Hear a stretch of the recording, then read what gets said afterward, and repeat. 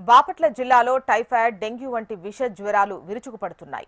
గత కొన్ని రోజులుగా కురుస్తున్న వర్షాల వల్ల సీజనల్ వ్యాధులు విజృంభిస్తున్నాయి. వాతావరణ మార్పుల వల్ల పల్లె, పట్టణం అని తేడా లేకుండా రోజురోజుకు మంచాన పడుతున్న వారి సంఖ్య పెరుగుతోంది. దీంతో పలు ప్రాంతాల్లోని జనాలు హాస్పిటల్స్ ముందు క్యూ కడుతున్నారు. టైఫాయిడ్, డెంగ్యూ జ్వరాలు ప్రాణాంతకంగా మారుతుండటంతో ప్రజలు ఆందోళనకు గురవుతున్నారు.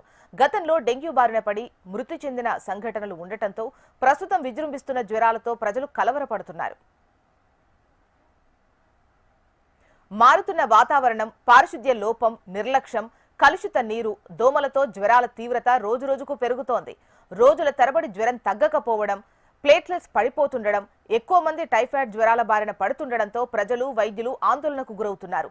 దీనికి తోడు అక్కడక్కడ డెంగ్యూ కేసులు కూడా నమోదవుతున్నాయి.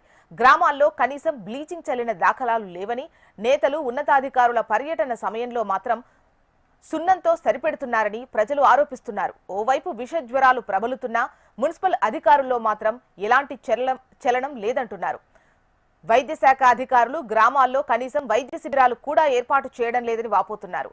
డెంగ్యూ వ్యాధి గత ఏడాదిలా మహమ్మారిలా మారకముందే మున్సిపల్ అధికారులు, వైద్య శాఖ అధికారులు ముందు జాగ్రత్తగా చర్యలు తీసుకోవాలని స్థానికులు కోరుతున్నారు.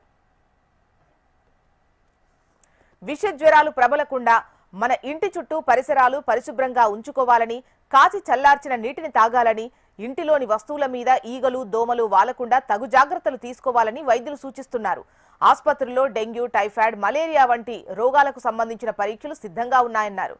జ్వరం వచ్చిన వెంటనే పేషెంట్లు అశ్రద్ధ చెయ్యకుండా ఆసుపత్రులకు వచ్చి రక్త పరీక్షలు చేయించుకోవాలని వైద్యులు చెబుతున్నారు.